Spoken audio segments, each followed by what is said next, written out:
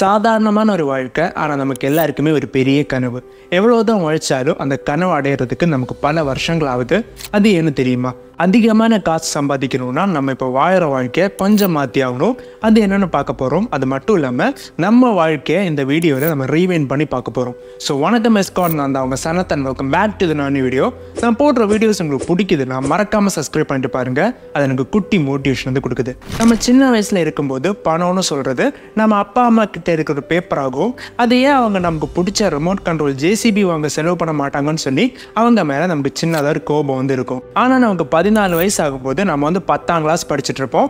அப்போ நம்ம அப்பா அம்மா நம்ம கிட்ட நல்லா படிக்க சொல்லுவாங்க. அப்படி நல்லா படித்தா மட்டும்தான் நம்மளால நல்ல கிரேட் எடுக்க முடியும். நல்ல கிரேட் எடுத்தால் மட்டும்தான் 12th நல்ல குரூப்பை செலக்ட் பண்ண முடியும். அப்போ தான் நம்மளால டாக்டராகவோ இன்ஜினியராகவோ ஆக முடியும். நம்ம கிட்ட எவ்வளோதான் திறமை இருந்தாலும் ஸ்கூலை பொறுத்த வரைக்கும் யார் அதிகமாக மனப்பாடம் பண்ணுறாங்களோ அவங்க தான் அதிக மார்க் வந்து எடுப்பாங்க. அப்படிப்பட்ட ஒரு ஸ்கூலில் அதிக காசு கொடுத்து படிக்கிற நம்மளை அறியாமலே ஒரு ஹியூமன் ரோபோட்டாக மாறுறோம். ஆனால் எல்லா ஸ்கூல்ஸும் இப்படி பண்ணுறதில்ல. காலங்காலமாக டிஸ்ட்ரிக்ட் ஃபர்ஸ்ட்டும் ஸ்டேட் ஃபர்ஸ்ட்டும் ப்ரொடியூஸ் பண்ணுற சில ஸ்கூல்ஸ் மட்டும் எக்ஸ்ட்ரா கரிக்குலர் ஆக்டிவிட்டீஸே ஃபோக்கஸ் பண்ணாமல் குழந்தைங்களோட மெமரி பவர் மட்டுமே யூஸ் பண்ணி அவங்க நல்ல பேர் எடுக்கிறாங்க. இந்த மாதிரி ஒரு ஸ்கூலில் ஜாயின் பண்ண நம்ம மேலே தான் குறை இருக்குன்னு சொல்லி கண்ட டியூஷன்ஸ்லாம் போய் ஜாயின் பண்ணுவோம். ஒரு ஸ்கூலில் ஒரு வருஷத்தோட ஆவரேஜ் ஃபீஸ் வந்து 50,000னா நம்ம படிச்சு இறங்குறதுக்குள்ள நம்ம வந்து மோர் தேன் 6 lakhs வந்து செலவு பண்ணியிருப்போம். இது வந்து ஜஸ்ட் ஒரு பேசிக் கால்குலேஷன் மட்டும்தான். இப்போ நமக்கு 12th 80% மேலே மார்க் இருக்குன்னு வச்சுக்கோங்க. அதுக்கப்புறம் நம்ம நல்ல ஒரு காலேஜாக பார்த்து சேருவோம். அந்த காலேஜில் 4 வருஷம் படித்ததுக்கப்புறம் 4வது வருஷம் இருந்து நம்ம என்னத்தான் படித்தோம்னு சொல்லி யோசிக்கிற ஸ்டூடெண்ட்ஸ் தான் இங்கே அதிகமாக இருக்காங்க.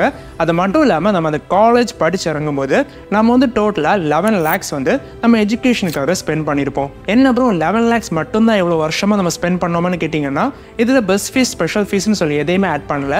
இதெல்லாம் ஆட் பண்ணால் இந்த நம்பர் இங்கே நிற்காது. இப்போ 11 lakhs ஸ்பெண்ட் பண்ண அந்த 11 lakhs-ஐ ஒரு வேலைக்கு போய் திருப்பி எடுத்ததுக்கப்புறம் சம்பாதிக்கிற காசு மட்டும்தான் நம்ம சம்பாதிச்ச காசுன்னே சொல்லலாம். இவ்வளோ அமௌண்ட் ஆஃப் காசு வந்து நம்ம பேரண்ட்ஸ் நம்ம எஜுகேஷனுக்காக செலவு பண்ணியிருக்காங்க. என்ன ப்ரோ காசை எஜுகேஷனோட கம்பேர் பண்ணுறீங்களான்னு கேட்டிங்கன்னா கண்டிப்பாக இல்லை. நீங்கள் ஸ்கூலில் ஒரு டேர்ம் ஃபீஸ் அடைக்காமல் இருந்தீங்கன்னா உங்களை அடுத்த டேர்மில் அடைக்க விட்டுருவாங்களா என்ன? அதுக்காக உங்கள் ஸ்கூலுக்கு உங்கள் மேலே நம்பிக்கை இல்லைன்னு சொல்ல முடியுமா என்ன? நம்ம நாட்டில் அதிகமான கவர்மெண்ட் ஸ்கூல்ஸ் தரமான எஜுகேஷனை ஃப்ரீயாக வந்து ப்ரொவைட் பண்ணுறாங்க. ஆனால் நம்ம சொசைட்டியில் கவர்மெண்ட் ஸ்கூலில் படித்தா சக்ஸஸ்ஃபுல் ஆக முடியாதுன்னு சொல்லி ஒரு மித் இருக்கிறதுனால பேரண்ட்ஸ் வந்து அதிக காசு செலவு பண்ணி பசங்களை ப்ரைவேட் ஸ்கூலில் வந்து சேர்க்குறாங்க. லிங்க்டின், நௌக்கரி மாதிரி ஜாப் சைட்டில் நம்ம காலேஜ் படிக்கும்போது தான் ப்ரொஃபைலே ஆரம்பிச்சிருப்போம். ஆனால் அங்கேயுமே ஒரு ஜாபுக்கு அப்ளை பண்ணோன்னா நமக்கு முன்னாடி 1000 பேர் வந்து அப்ளை பண்ணியிருப்பாங்க. அதுலேயும் நம்மளோட ரெஸ்யூம் வந்து டாப்பில் போகணுன்னா லிங்க்டினுக்கு காசு கொடுத்தாகணும். காலேஜில் இருந்து பிளேஸ்மெண்ட்டுக்கு கம்பெனிஸ் வந்து வருவாங்க. ஆனால் நீங்கள் படிக்கிற சப்ஜெக்ட்டுக்கும் வார கம்பெனிஸுக்கும் சம்மந்தமே இருக்காது. நீங்கள் ஒரு மெக்கானிக்கல் இன்ஜினியர் ஆகணும்னு சொல்லி காலேஜில் சேர்ந்தீங்கன்னா உங்களை அறியாமலே நீங்கள் ஒரு ஜாவா டெவலப்பராக ஆகிடுவீங்க. இந்த டைம் ஃப்ரேமில் தான் உங்களுக்கு ஒரு உண்மை வந்து புரிய வருது. உங்கள் வாழ்க்கையில் கடைசி வரைக்கும் உங்களால் பிடிச்ச வேலையே பண்ண முடியாது. கிடைச்ச வேலையை மட்டும்தான் பிடிச்சது மாதிரி நடிச்சு பண்ண முடியும். எல்லாரும் வாழ்க்கையிலையும் கண்டிப்பாக இந்த ஒரு சினாரியோ வந்து நடந்திருக்கும். நீங்கள் ஒரு மெக்கானிக்கல் இன்ஜினியரிங் கோர்ஸ் வந்து ஜாயின் பண்ணுறீங்கன்னா கண்டிப்பாக உங்களோட ப்ரொஃபஸர்ஸ் மெக்கானிக்கல் இன்ஜினியர் தான் கெத்து, அவங்க தான் அதிக சம்பளம் வாங்குவாங்கன்னு சொல்லுவாங்க. ஆனால் கோர்ஸ் முடிகிற டைமில் வந்து கேம்பஸில் ஓஹோ கம்பெனியோட ரெக்ரூட்மெண்ட் இருக்குன்னு சொல்லி நம்மளே அட்டென்ட் பண்ண வைப்பாங்க. இந்த ஒரு ஐடி கம்பெனியில் சேர்றதுக்கு நான் எதுக்கு மைக்ரோபயாலஜி, சுவாலஜி, தெர்மோடைனமிக்ஸ் எல்லாம் படித்தேன்னு சொல்லி யோசிக்கிறீங்கன்னா, உங்களை மாதிரி இந்தியாவில் 90%க்கும் மேலே மக்கள் வந்து இருக்காங்க.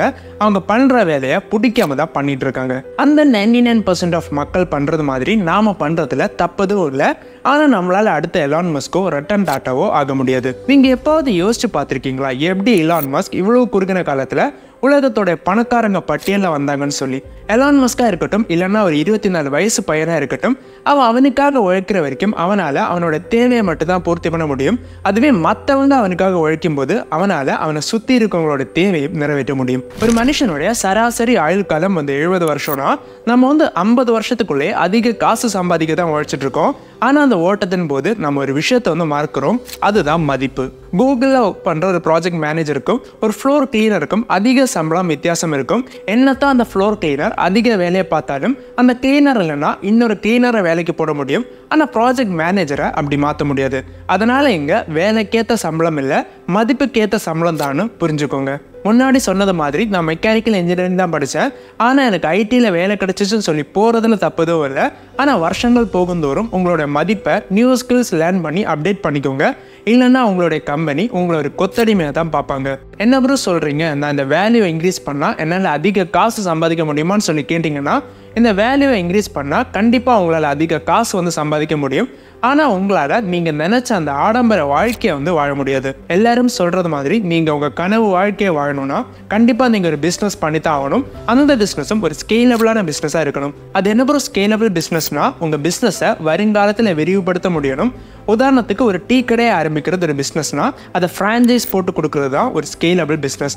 அப்படி பண்ணுறதால மற்றவங்க நமக்காக வேலை பார்ப்பாங்க, அது மூலமாக நமக்கு அதிக காசு வந்து வரும். நீங்கள் ஒரு கம்பெனியை ஆரம்பித்து அதுலேருந்து அதிக காசு சம்பாதிக்கிறீங்கன்னா கண்டிப்பாக உங்கள் கம்பெனியை வாங்க அதிக பேர் வந்து போட்டி போடுவாங்க. அந்த போட்டி போடுறது யாருன்னு கேட்டிங்கன்னா, உங்களை மாதிரியே ஒரு கம்பெனி ஆரம்பித்து அதை யார்கிட்டையுமே விற்காமல் முன்னாடி கொண்டு போனவங்க தான் அவங்களுக்கு எதிரியாக தோன்ற கம்பெனிஸ் எல்லாம் காசு கொடுத்து வாங்குவாங்க. இவ்வளோ கோடி அந்த கம்பெனி எனக்கு ஆஃபர் பண்ணுறாங்களேன்னு சொல்லி உங்களோட கம்பெனியை நீங்கள் அவங்களுக்கு விற்றீங்கன்னா உங்களோட பல வருஷம் உழைப்பை அவன் வந்து ஒரு செகண்டில் வந்து வாங்குறான். இதுதான் ஒரு சாதாரண பணக்காரன் சூப்பர் பணக்காரன் ஆகிற இன்னொரு மெத்தட். உதாரணத்துக்கு $1 பில்லியன் இன்ஸ்டாகிராமை ஃபேஸ்புக் வந்து வாங்குது, $1.5 பில்லியன் பேபால ஈபே வந்து வாங்குது. என்ன ப்ரோ இந்த பணக்காரங்க மற்றவங்களோட உழைப்பை திருடுறாங்கன்னு சொல்லி கேட்டிங்கன்னா, இதே இன்ஸ்டாகிராமை ஃபேஸ்புக் வாங்காமல் சொந்தமாக உருவாக்குறதுக்கு சில வருஷங்கள் ஆகலாம். ஆனால் மார்க் சுக்கரபுக்கிட்டையும் நம்மக்கிட்டையும் கம்மியாக இருக்கிறதும் ஒரே நேரம் தான். நீங்கள் ஒரு கம்பெனியில் 25,000 சேலரி வாங்குறீங்கன்னா அந்த சேலரியோட 50% சேவ் பண்ணால் கூட உங்களோட 35வது வயசில் உங்ககிட்ட 15 lakhs வந்து இருக்கும். அப்படி இருந்தாலும் 50 வயசுக்குள்ள பணக்காரன் ஆகுறதுன்னு சொல்றது ஒரு இம்பாசிபிளான விஷயமா தான் இருக்கு. நம்ம இந்தியாவில் ஒரு எம்ப்ளாயி 3 lakhs மேலே ஏர்ன் பண்ணுறாங்கன்னா அவங்க வந்து 5% டேக்ஸ் வந்து பே பண்ணி ஆகணும். அதே எம்ப்ளாயி 5 lakhs மேலே ஏர்ன் பண்ணுறாங்கன்னா அவங்க வந்து 10% டேக்ஸ் வந்து நம்ம கவர்மெண்ட்டுக்கு பே பண்ணி ஆகணும். எப்போது யோசிச்சு பார்த்துருக்கீங்களா, இந்த எலான் மஸ்க் மாதிரி பெரிய பணக்காரங்களோட பேங்க் அக்கௌண்ட்டில் கோடிக்கணக்கில் பணம் இருக்கும். அப்படின்னா அவங்க கோடிக்கணக்கில் பணத்தை கவர்மெண்ட்டுக்கு டேக்ஸாக பே பண்ணுறாங்களான்னு கேட்டிங்கன்னா கண்டிப்பாக இல்லை. அவங்க இந்த டேக்ஸ்லேருந்து எஸ்கேப் ஆக கொஞ்சம் ட்ரிக்ஸை வந்து ஃபாலோ பண்ணுறாங்க. கவர்மெண்ட் ஒருத்தவங்களோட அக்கௌண்ட்டில் காசு வந்தால் மட்டும்தான் டேக்ஸ் வாங்குவாங்க. ஆனால் இந்த பெரிய பெரிய கம்பெனிஸோட சிஓ அவங்க அக்கௌண்ட்டில் அதிகமான காசை வந்து வச்சுருக்க மாட்டாங்க. அதுக்கு பதிலாக அவங்க கம்பெனியோட ஸ்டாக்ஸை வந்து அவங்க வந்து ஹோல்ட் பண்ணுவாங்க. உதாரணத்துக்கு டெஸ்லாவோடைய ஓனரான எலான் மஸ்க் டெஸ்லாவோடைய 20% ஸ்டாக்ஸை வந்து ஹோல்ட் பண்ணுறாரு. இதோடைய ஒர்த் வந்து $715 மில்லியன். இதுக்காக எலான் மஸ்க் 1% கூட கவர்மெண்ட்டுக்கு டேக்ஸ் பே பண்ண தேவையில்லை. ஒரு கம்பெனியோட மதிப்பு 1000 கோடியாக இருந்தாலும் அந்த 1000 கோடி காசாக மாறும்போது தான் கவர்மெண்ட் வந்து டேக்ஸ் கேட்பாங்க. ஆனால் இந்த கம்பெனிஸ் அதை வந்து காசாக மாற்றாமலே எல்லா வேலைகளும் வந்து பார்ப்பாங்க. பெரும்பாலான பணக்காரங்க கண்டிப்பாக ஒரு பேங்குக்கு கடனாளியாக தான் இருப்பாங்க. அவங்க கிட்ட எவ்வளோ தான் காசு இருந்தாலும் கண்டிப்பாக ஒரு பேங்கு கிட்ட கடன் வாங்கி தான் அவங்களோட தேவையை வந்து பூர்த்தி பண்ணுறாங்க. அவங்க எதுக்கு ப்ரோ கடன் வாங்குறாங்கன்னு கேட்டிங்கன்னா எல்லாமே டேக்ஸை கட் பண்ணுறதுக்காக. பேங்க்கில் போய் நான் டெஸ்லாவோட எவ்வளோ ஷேர்ஸ் ஹோல்ட் பண்ணியிருக்கேன்னு சொல்லி அஷூரன்ஸ் காட்டினதுக்கப்புறம் பேங்க் அவங்களுக்கு கேட்குற பணத்தை வந்து கடனாக கொடுக்கும். அந்த கடனுக்கு அவங்க 1 பைசா கூட டேக்ஸ் பே பண்ண தேவையில்லை.